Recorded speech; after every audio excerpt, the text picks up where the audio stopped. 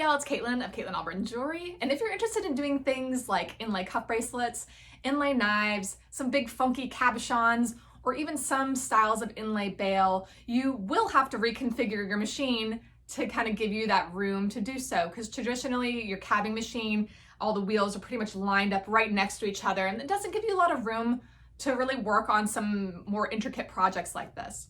Now, you may already have some of the parts that you need for this, like some of the spacers for your shaft, but I will have links to all that in the description below, along with some cliff notes if you just want to read and not watch the video. That's fine too.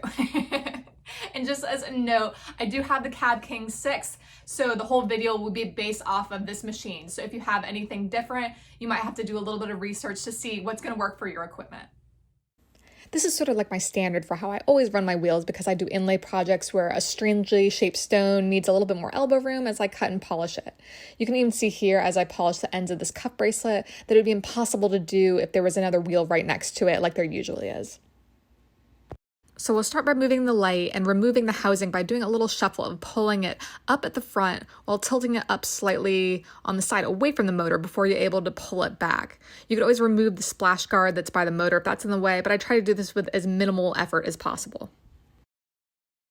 The Cab King comes with a set of flange wrenches, so you'll use one of those to hold the arbor in place so you can unscrew the shaft. And I often call that the arm, so if I slip up, you'll know what I'm talking about in some of my other videos. Some of the things on this machine are righty-tighty, but in this case, it's actually righty-loosey. Now, it looks like I'm turning the wheel, but this wheel actually fits pretty snugly on the shaft, so it allows me to unscrew the whole shaft this way. Plus, I try not to over-tighten the shaft on the arbor, so I can do this. Now, if your wheels are spinning freely on the shaft, you may need to unscrew the shaft by turning the lap adapter screw that's at the very end clockwise instead. Alrighty, so here I'm taking off the lap adapter screw that's holding on all the wheels so you can see what spacers I'm using. I'll put the arm back on the arbor so it's a little easier to see and take things off actually. Now the wheel to the far left is my 80 grit diamond wheel. The one in the middle is a 1/4 inch Galaxy carving wheel. That's 220 grit diamond, but they have different grits. And it's so worth getting in my opinion, especially if you're into doing some wild concave shapes or other bigger projects. I actually only take it off if I'm doing inlay knives and I need a little bit more room, like with some kitchen knives I did for my mom.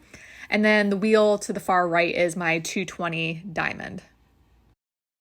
I actually did a little change up from those last video shots to have the most perfect fitting since I just got some new spacers in. So from right to left, the new setup is my 220 diamond wheel, a 1-inch spacer, 2 1/8-inch spacers, but you could easily replace that with a 1/4 inch. Next is my carving wheel, followed by a 1-inch and then a 1/2 inch spacer. And then the last thing is my 80 grit wheel with no spacers on the outside. So before I had some weird like 3/8 inch spacer and that kind of threw off the feng shui. So this is the best setup, I think, for if you're going to have that carving wheel in there. But if you do decide to do another setup, no worries. Just make sure you don't have any gaps like this on your wheels or they're going to be dancing all across the shaft. It's going to be super loud and vibrate a ton. So definitely consider adding another spacer at the end or having your wheel hang over that shaft just a bit so everything will be nice and tightened in. And then just so you can see what it looks like without the carving wheel, if you don't want to get that just yet, there are 3 1-inch spacers and a single 1/2 inch spacer between my diamond wheels, and then I put 2 1/8 of an inch spacers on the outside of my 80 grit wheel.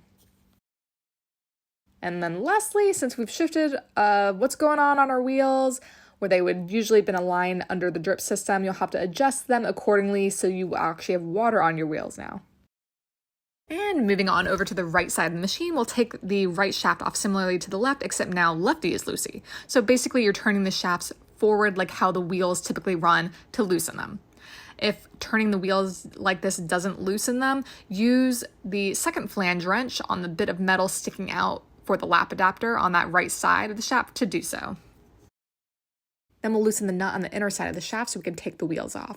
The far left is 280 resin and the 600 is on the opposite end.